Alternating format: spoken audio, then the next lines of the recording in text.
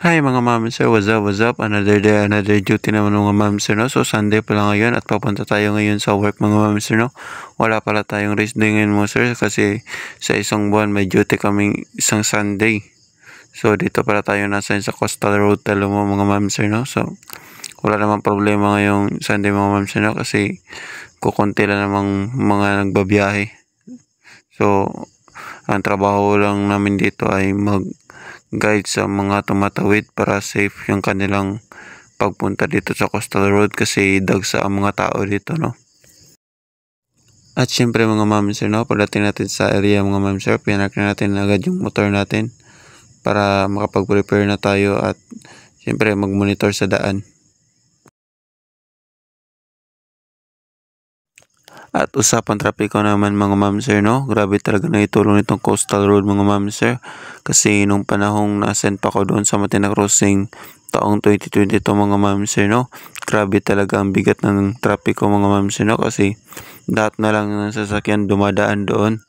Pero pagkatapos ng Coastal Road mga ma'am sir ay biglang lumuwag yung daan mga ma'am sir, no? So hindi na siya masyadong busy mga ma'am sir. Kasi nahahati na yung mga sasakyan kasi may option na sila kung saan sila dumaan mga ma'am sir, no? At bukod sa napagaan niya yung trapiko dito sa Davao mga ma'am sir, no?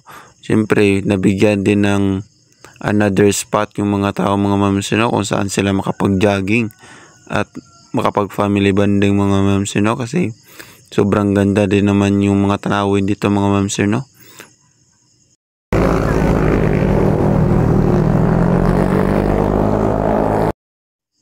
At share ko lang mga ma'am sir, no? So habang nagpapatawid tayo kay ma'am at saka kay baby mga ma'am sir, no? So hindi ko akalain na magsasabing thank you yung bata mga ma'am sir, no? Grabe talaga yung maganda talaga yung pagpalaki sa kanya mga ma'am sir, no?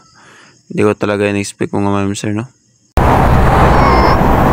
Welcome! Amping!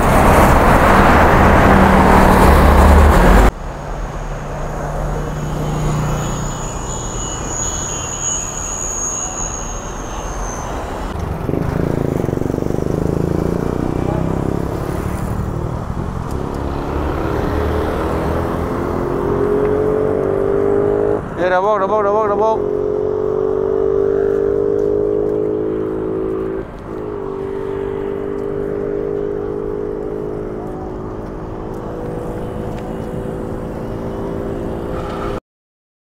At pagkatapos natin mag-duty mga ma'am sir, no, so umuwi na agad tayo mga ma'am sir, no, upang magpahinga kasi mag-final pa tayo bukas sa John Paul mga ma'am sir, no, upang mag-aaral tayo ulit mga ma'am sir, no. At syempre may bigay kay mama yung binigay sa atin na food pack mga ma'am sir, no. So maraming salamat talaga sa iyo sir sa blessings na yung binigay at kay Lord.